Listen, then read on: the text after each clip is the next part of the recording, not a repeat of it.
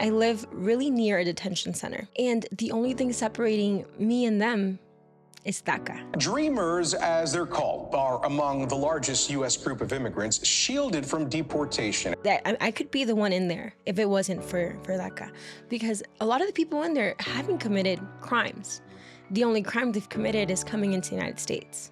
Immigrant communities living in fear. Local families terrified that their loved ones could be detained or deported randomly without warning. And even if they have their permit or a reason to be here legally, they could potentially still be in harm's way. So a lot right now, we're living in a lot of fear, anxiety of the unknown. We just don't feel safe.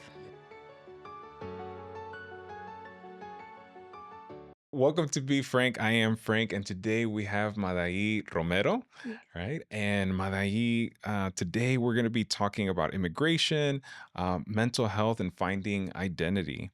And so I'm looking forward to talking with you today and getting to know more about your story, who you are, and getting into this topic that can be very political, right? But I think it should be more than just that. Right. And so tell me a little bit about yourself. Okay. Madai. Well, as you said, my name is Madai. I am from Mexico, and I was brought to the United States when I was a year old.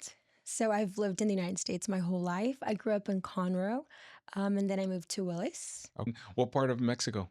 Morelos. Morelos. Okay. Cuernavaca, Morelos, Okay. yes. Awesome. And so, what do you think, for people that are meeting you for the first time, right? Like, who are you beyond an immigrant, right? And a DACA recipient, right? I'm over there putting your stuff out. You haven't said that yet, but you're a DACA recipient. And so, like, share with me a bit about that, who you are beyond that. Okay. I am a very type B personality. I like to think that I am there for my friends. I'm a very reliable friend, Yeah. but I will be there late. Yeah. I like to help those around me. I'm very caring. I'm a mother. I'm a teacher, and I'm a school counselor now. Awesome. What made you go into school counseling? Well, as a teacher of 6 years, I kind of started to notice that a lot of the issues I was having with my kids could have been prevented if they just had the right mental help, if they were in the right state of mind.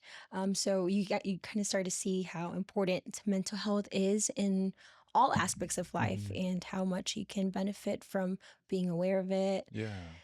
So that's what made me want to get into. Awesome. What has been, would you say, some of the challenges that you faced as you've been in this field of mental health? Yeah. Well, this will be my first year going into Okay. the field. Some of the challenges that I faced is that Yeah. I don't like to say it out loud, but I feel like I'm very close-minded when it comes hmm to certain things. Yeah. So I feel like I can relate to a lot of issues because I hmm like to think like, oh, well, I've been through worse. You can Right. bounce back, but I kind Yeah. of have to level with them, and Mm. just leveling with them. Yeah. It's been one of the issues that I've had. That you've had. Choosing mental health, right? Like as a career, right? With choosing school counseling, choosing the mental health field is not an easy one, right? Mhm. To choose. And before we started, we talked a little bit about just how it's a high burnout rate. A Mhm. lot of therapists are burning out. But what is your why? Like, why are you willing to put yourself in the line of fire, right? For this to go into this field of mental health. I've been in a career where the burnout is hmm very real. Teaching, there's a Yeah. huge shortage of teachers, so the pushing through all of that, because the Mm-hmm. kids need us at the end of the day. Someone needs to provide that help, Mm-hmm. and I want to be that help that people need. Mm. So that is my why. I just really Yeah. want to make a difference and help as Mm. much as I can. Is there a story behind that for you as to that? There is a bit of a story behind that. Well, I Mm. grew up with a a very hardworking, Mm-hmm. loving dad Mm-hmm. who happened to be an alcoholic, Mm. and a mom who never left his side. Mm. And I just kind of questioned why. Like, Mm. why can you stop drinking? You have 3 kids. Like, do you not love Mm. us enough? But it was beyond that. There was a Mm. lot of mental health struggles with my dad that I didn't understand at the time. Mhm. And also the reasoning why my mom wasn't leaving. Like, why aren't you leaving? He's Mhm. giving you this life that you could do so much more for Mm. yourself. Um, So the truly wanting to understand Yeah. where they came from, like what's their reasoning, why are they acting this way, why are they taking these decisions? That's the story kind of behind why I Yeah. grew an interest in mental health. For sure. Yeah. I think anyone that goes into the field of psychology, I think we all come with our own story, Mm-hmm. behind that. And like we seek to try to understand the why, Yes. right? And there's something subtle behind that about trying to almost discover our own history, family traumas, things that are there, right? That kind Mhm. of lead us then into the work of, hey, let me go help people, right, as well Yes. too. So that's awesome. When you look back at your younger self, who came to the United States, right, what do you wish you could tell her? Um, Looking back at my younger self, I just want to tell her, I would like to tell her to always believe in her. Mm, Even if things look like they are sometimes impossible, there'll always be a way. If mm, you have the power, if you have, if you want it bad enough, you'll always mhm. find a way. So keep on pushing. For Keep on sure. pushing. Awesome. And I mean, right, immigration is again, a hot political topic, Mhm. right? And it divides a lot of people to this Sadly. to this day, right? Yes. And I think when we look at, and I don't think today is about talking about politics or anything like that. It's more about seeing the person, Mm-hmm. right? Like behind the politics, right? Like Mm-hmm. that there's lives here, that there's people with stories, that individuals that are in a legal process that's just an idol almost, right? Mm-hmm. And not moving anywhere. And so I'm hoping that today you can share with us too, just like your own um the struggles or the emotional experiences, right? That other people don't really know because they're Mm-hmm. not living that, Yeah. right? And so what is something that people don't understand about the emotional experience of immigrating to a new country and acculturating, to this space? What a lot of younger kids I noticed that they didn't know, didn't understand is that we come from a country with totally different values, customs, foods, Mm, language. mm, So coming into this country and everything's new. The language is new. The food is mm, different. Traditions are different. right. It's a bit of an adjustment, Mm, So sometimes I know we as Hispanics are perceived like, oh, they have an issue with personal space, mm, But mhm, that's just who we are. We show affection, we show love. So a lot of what I've seen is that they have a hard time understanding that we just have different customs. Um, and we are trying to embrace theirs without trying to forget ours, mm, which is mm, it's really difficult at times, but mhm. just yeah, embracing new customs is really hard. Yeah. Many immigrants describe feeling like they're living between two different worlds, Mhm. right? Did you ever experience feeling that? Yes, I did. Yeah. Well, at home, my mom and my Hmm. dad both primarily spoke English. I mean, sorry, Hmm. they primarily spoke Spanish. Yeah. So all I spoke in my house was Spanish. All the Mm. food was just Mexican Yeah. food. And my aunts and uncles, the way we greet each other, Mm. I would have to kind of shift different mentalities whenever I would go to school or whenever I would hang out with my friends. Hmm. Like, oh, like they're not used to me hugging or kissing them on the Mm. cheek or talking a certain way. So yes, you kind of do have to. You do live in two different worlds. Yeah. Yes. Did you ever feel like you had to choose between one or the other? No. Okay. Thank God I didn't. I Yeah. didn't feel like I had to choose. I feel like I'm really good at switching. Yeah. Um, Yeah. is it called? Would that be considered code switching? No, that's only for talking, huh? Code switching. I'm not familiar with that term actually. Yeah, you can educate me on it. Yeah. Yeah. People like Yeah. they have like their way of Hmm. talking to one another, Oh, and then okay. they Okay. code switch into like this formal. Gotcha. Yeah, that's Okay. yeah, that's just Okay. formal Okay. and Gotcha. informal. Sorry, what Gotcha. was the question Yeah. again? Yeah. Just like feeling like you had to choose Oh, between it's one or choosing the other. between. It sounds like you were able to honor both sides, Yes, I right? feel like I am Of able. like embracing the culture that you were raised in, but also um, acculturating, as well too, like getting accustomed to your new culture, That's right, right. as well too. So, and kind of maybe finding, I don't Finding a good know. balance in Yeah. between, yes. Okay. Well, my friends, when I feel like we all share similar experiences, so we Mm-hmm. all kind of understand the struggle it Mm-hmm. is, and we found a good in between Yeah. of Yeah. those two cultures. Awesome. Yeah. Awesome. Did you ever struggle with this question of like, where do I belong? Not really. No, Yeah. I felt like wherever my mom and my dad, my Mm-hmm. family, my community was, that's where I belonged. And that could be here, that could be Yeah. in China. I just feel like wherever they're at, that's Yeah. where I belong. That's where you belong. I think diving more into that question though, like where do I belong in the context of like being an immigrant, right? And in the United States, like is that, absolutely, like I'm hearing, right, that you feel like that, that your family is where you belong, you feel that connection, right? Hmm.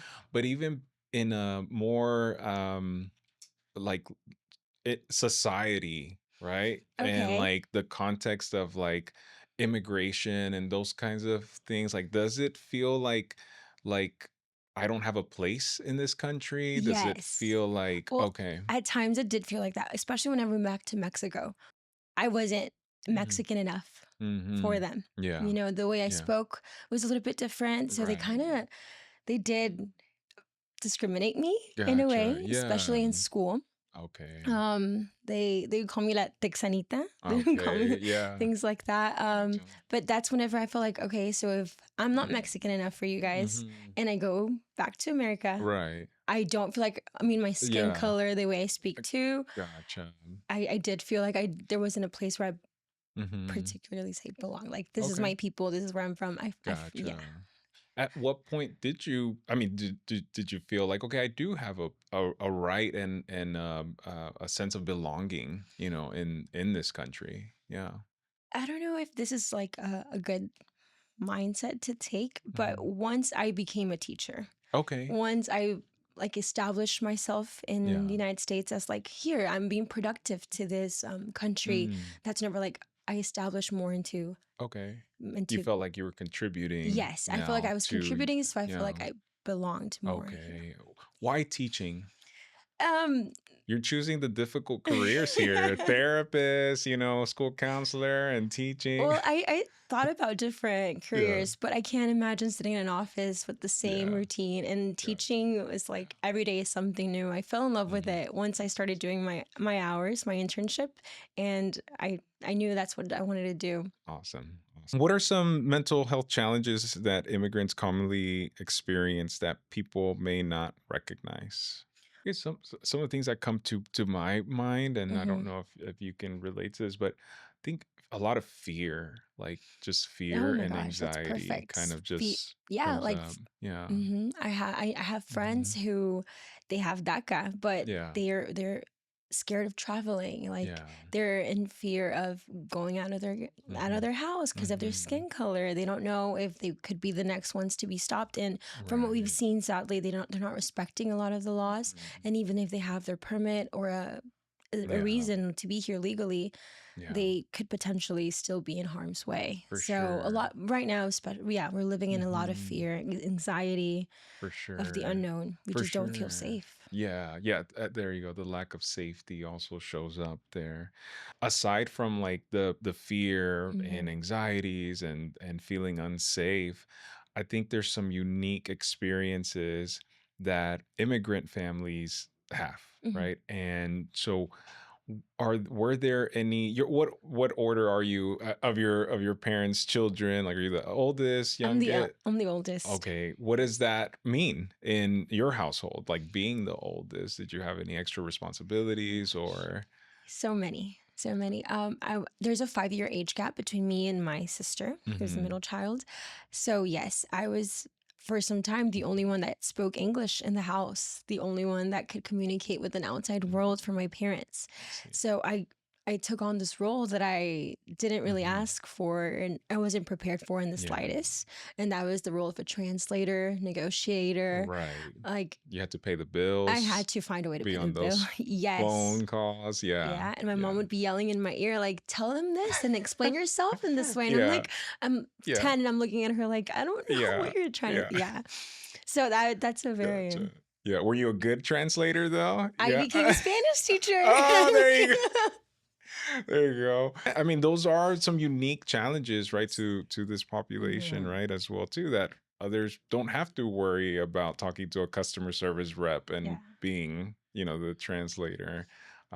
Nowadays, you can get somebody to speak Everyone Spanish, speaks Spanish. Thank God. but I think even then, Mhm. like being the oldest in a Mexican family, like it comes, there's a lot of responsibilities Yes, that there come is. up with that. So not only were you there navigating, it sounds like your family's household, but then I'm sure that they have certain hopes and dreams for you to like go and do big things. They did. They Yeah. did. Honestly, my parents were just happy with me being a teacher. The fact that I graduated college for them was a huge accomplishment. Yeah, They for didn't sure. really expect much else. My Mm. mom, again, I believe I mentioned this earlier, very close-minded mentality. So Gotcha. she wanted me to, apart from being successful in school, yes, she also wanted me to be a wife. Like Gotcha. you have to learn how to cook, you have to learn how to Yeah. clean. So whenever I kind of Mhm. neglected that side and wanted to be more than just Yeah. that, she was just kind of shocked, like, oh my Mhm. God, like there's more, you can do more. And I'm like, Oh, yeah, you could get a yeah. master's, PhD if you wanted to. Wow. So Yeah. yes, Yeah. yeah. So that was a big deal then for your family to Yes, also witness these accomplishments. And I exactly. think that I'm sure that made them feel fulfilled as well too, Yes, to for that. certain, yes, I That's believe awesome. so. Educate us a little bit on like DACA. What is DACA? What is that? DACA is an opportunity given to, I believe, whenever it was given to us the first time, Mhm. the majority of us were children. Okay. You had to come into the United States before a certain age. Mhm. And it gave us the opportunity to be here legally, to Mhm. be able to work, be able to drive. Mhm. Sadly, we can't vote or leave the country, but Mhm. we are content with just being able to be contribute to the Yeah. society, to Okay. get a income legally. Mhm. Yes. When we think of DACA, is it enough? Like, is that a good place to just stop for people who are with DACA, or are they wanting more, in your Well, we have opinion? to renew it every 2 years. Okay. And the price for that just keeps on going up. Okay. They seem to increase fees coming out of nowhere. Okay. So definitely there's always room for growth Okay. in that aspect. I believe, letting us leave the country, Mhm. see what else is out there, Yeah. would be very beneficial. Yeah. The opportunity of voting would also Mhm. be very Yeah. beneficial because we are a part of the society. We should also have a say in how we're affected by the laws being passed. Mhm. So definitely, Does DACA lead to U.S. citizenship? Like, is that sadly, it something? doesn't lead Okay. to U.S. citizenship. It just allows us to be here legally, Mhm. and to be able to go to school, to the Okay. basic things. Okay. Mhm. Okay. And as a DACA recipient, what are some emotional experiences that people may not understand? Okay, so I have a bit of a story for this one. I got Yeah. my DACA whenever I was a senior in Mm-hmm. high school. And at the beginning of my senior year, I didn't really, I knew I was Mm-hmm. undocumented, but I didn't know how much it would affect me until I started applying Mm. for colleges. Okay. That they started asking me for a social security number. And I was like, wait, I Mm. don't have that. And I didn't Mm. realize that universities were asked for that. And I was also taking a CNA class. Mm-hmm. It was the first year that this class was in place at the high school. So the teacher was new. Mm-hmm. She didn't really know how to navigate it yet. So at Mm. the end of this class, we had to take a test to get our CNA license. Yeah. So, and I was there all year. I did all the work. I did Mm. my hours, and I couldn't take the test because I didn't Yeah. have my social. It wasn't until the week after my class took the test that I got my social. And I remember going Okay. into the class crying and Oh, super excited. nice. And Yeah. a lot of my classmates, they were like, okay, like, oh, you got a social. And I'm like, you don't understand. Now I Yeah. can drive. Now I can go to Mm. school. And now I can take Mm. this test. And it was just it opened possibilities for me that I once thought were Wow. impossible. That's amazing. That is amazing. And that whenever you mention were you then able to take the test Yes, I and was then like get able it? to take the Okay. test. Yes. CNA, and I'm telling you, all some challenging jobs though. Like CNA is not easy work either. It's tough. Awesome, awesome. And how has navigating life with a unique personal experience shaped your mental health? Like, I guess how has this experience made you who you are today? I use myself as an example a lot. Hmm. I don't know if this is good or bad, but yes, I am very compassionate and I can I can show empathy, but at the same time, I also like use myself to be like, you can do more because Hmm. I had less than you, or Hmm. look at me, like if I could do it, you can also do it. So I use myself as a way to motivate my students Awesome. and people that just, come across my life. Awesome. Awesome. Yes. Is there ever any fear like that DACA could be like removed or like, is that something That's my that, biggest fear okay. because sadly, without DACA, I wouldn't be able to do Hmm. anything. My master's would be worthless. I wouldn't be able to work. So, Yeah. yes, it's my biggest fear. Yeah. Um, Living undocumented, I don't know what I would do without it. Right. Right.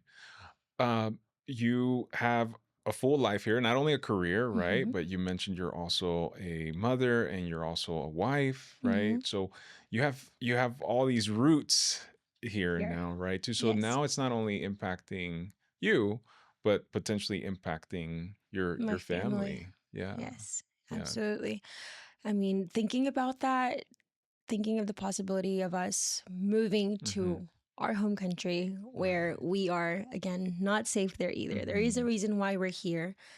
It's one of my Hmm. worst nightmares. Yes. Hmm.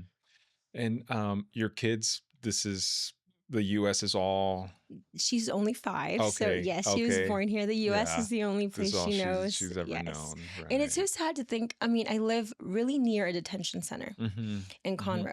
And the only thing separating me and them Mm-hmm. is DACA. Mm. That's it. That I could be the one in there if it Yeah, wasn't for DACA. for Because sure. a lot of the people in there haven't committed crimes. Right. The only crime they've Mm-hmm. committed is coming Mm-hmm. into the United States, Mm-hmm. which Mm-hmm. is a crime I've also, Yeah. yeah, Right. Right. been a part of. Yeah, but not by Mhm, choice, exactly. That's why I have, and yeah, not by right. choice. Right. Yeah. Right.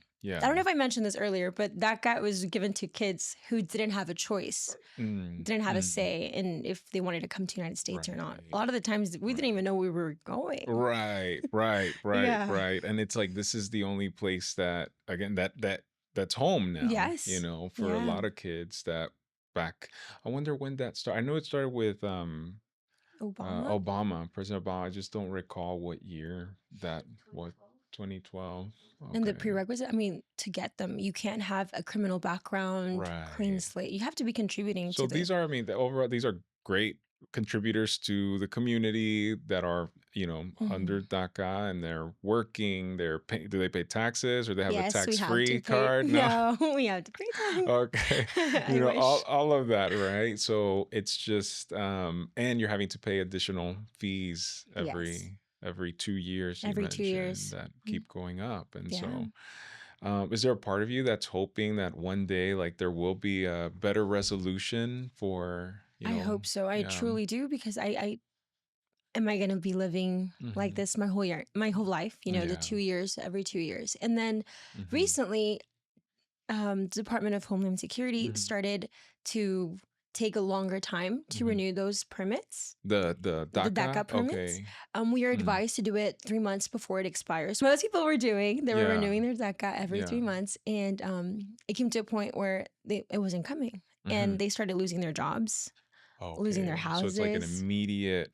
If Yes, it's not yeah, renewed, then you you you are. can't work. You're officially at that point undocumented or Mm-hmm. illegally here until Exactly. it's renewed Mm-hmm. at that point. Okay. So yeah, you're at a Right. risk of getting deported. Yeah. Is there something that you wish that the community could, I mean, like what would be important for you for individuals who are here legally, that do have legal statuses, that are US citizens, that are born here? what do you think is important for them to know about individuals that are in your place, right? Like, what would be important for them to, To know. maybe to know? Yeah. Um, I want them to know that we are here, trying to make ends meet just like they are. Mhm, We're no different. Again, mhm, when we have DACA, we didn't have the choice of coming to the United States. mhm, So now that we're here, we have to, try and survive the best way we can. mhm. So allowing us to have those opportunities is really important. Yeah. Again, we only want to contribute to society. Right. And yeah, to Yeah. please give us that opportunity, Yeah, be for more sure. For sure. accepting. Yeah, Yeah. yeah.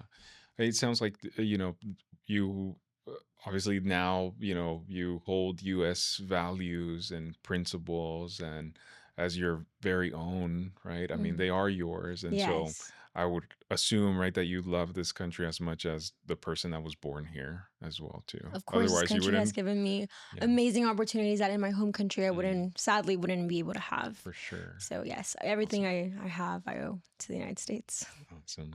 So we know, thank you for sharing that information about DACA. I think it's really helpful for people to understand and for them to do like more research Mhm. themselves to truly comprehend what, DACA is and some of the challenges that it has. Um, there's individuals though, right, that they don't have DACA, right? And they Mhm. have their own unique challenges, and yet they're also contributing and paying taxes and you know doing some great work, right, Mhm. for the community. I did a so I do forensic evaluations, which is just a type of evaluation that seeks to answer legal questions in the context of like the psychological part of the Mhm. person. And so we I did an evaluation for a guy who um who got held was detained by immigration, and um he ended up being at the detention center. And when I tell you, like, the entire little town in Texas that he lived in came together. I'm talking about U.S. born citizens and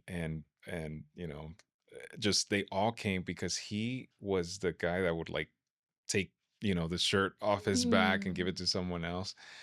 They were trying to get him out and supported him and just all the contribution that he loved this country, loved the community, always helping elderly people. All these stories that it was almost like too good to be true. Mhm. Like, okay, are you just saying this because you want a really good report, or like is this who You are. you are? Yeah. And sure enough, I mean, this guy had like it almost looked like letters of petitions from the community, just all Wow. sorts of people that just Mhm. recognize the value that this person brought in. And I very rarely I get to hear what the outcome is of Mhm. those cases, but there's people that are amazing people that are just trying to live a good life and do good. And so but they're struggling. They don't have DACA, right? Yeah. And so they have a unique experience too. Yeah, I feel like Yeah. we definitely overcompensate Yeah. for Yeah. being here illegally. They want to make it known that like I'm contributing in some Yes, way. Like exactly. Like I'm not I'm a worthy of being yeah. here Right, type of right, for mentality. sure, for sure. I see that a And lot. there's just some misconceptions, and again, not to get too political with this, but there is misconceptions that, oh, like just come back legally, like just go and come enter back legally. And it's if it was that easy, I think We would it all. would be happening Yes, I wouldn't be very quick. paying It would, $700 yeah, every 2 years. I yeah, it promise. would be, If there was an yeah, easier legal right, way, we would yeah, be doing it. for We don't sure, want to for risk our sure. lives in the process of coming to Hmm. this country if there was an easier Yeah, way. for sure, for And sure. yeah, for those people that think Yeah. that way, I just want to tell them there really Yeah. isn't. Right, right, for sure. For sure. There isn't a way that you just, okay, let me go and then re-enter. Like it's a whole It process, is. right? And so, as we think about these individuals, right? And it just immigrants across the board, whether legal or who are undocumented. Um What would you say to someone who feels alone because they're navigating life between two cultures?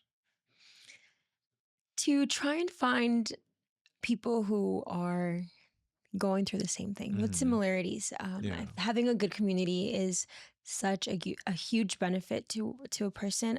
Hmm. Under having someone that relates to you, so just trying and find your community. Yeah, You're never alone. There's for always sure. someone going through the same thing you are.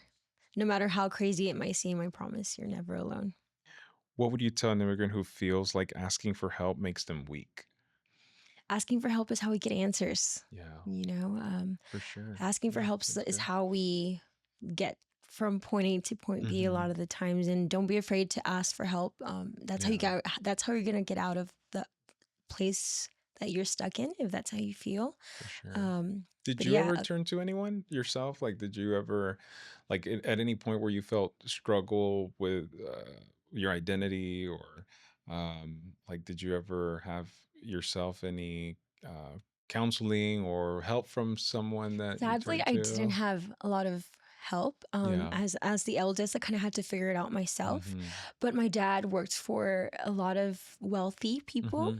And I kind of went to them a little bit Mm-hmm. more. My dad would take me to work with him. So I Yeah. would interact with those people. I Mm. would ask them questions. Yeah. I would try and get into their minds, Mm-hmm. how do they perceive us? How can I improve Mm. myself? Mm. And I would take their advice in Mm. everything. So Oh, that's who I wow. would turn to. Gotcha. Yeah. Yes. How old were you during that time, would I you want to say? say I was really young. I was probably like 10 Mm-hmm. years old. Yeah. Yeah, 11. I think there's something like interesting with that, right? Just being, I'm trying to imagine, right? Like a 10-year-old girl, like kind of asking, like, how do I belong here? Yeah. Right? Like I think that's unique, Yeah, I mean, right? and I Because you're already feeling like there's, you know, like there's something there and I need to go to these people so that they are going to guide me they're because my right. parents sadly didn't have a lot of the information I wanted to For know. sure. So I grew a really strong connection with Hmm. one of them in particular who actually Hmm. funded my Mm. college Oh, wow. career. That's amazing. So he saw that potential in me. He saw how Hmm. much I wanted to grow, and Mm. he made it easier for me to get Yeah, to my goals. for sure. Who should people reach out to, right? Like, I mean, thankfully you had these connections, Hmm. right? But like, who can kids or teens or young adults that maybe are trying to find their path and their way, and like who could maybe they turn to, you know? Their teachers. Mm-hmm. I feel like teachers are a great resource for a For lot of sure. kids, especially the newer teachers. They Mm. understand a lot of the struggles that kids are facing Mm. nowadays, and they're full of resources. Yeah, And also the counselors at school. for Um, sure. so yes, reach out to them. Reach out to an older friend, someone that has been through the struggles, Yeah. to get some advice, to get some guidance, and what For to do sure. next. Awesome. Awesome. Yeah. I mean, it's interesting. I think we all, again, we kind of become the people that we needed most. And you went through these roles in your Yes. life from in the field of education Hmm. and, and going into mental health and, Hmm.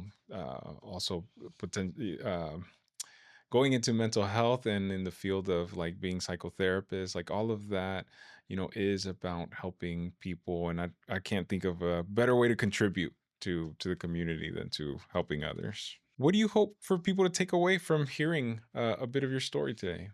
I feel like I hope that they become more accepting Hmm. of DACA recipients, of not just DACA recipients, but the immigration community. Hmm. Yeah.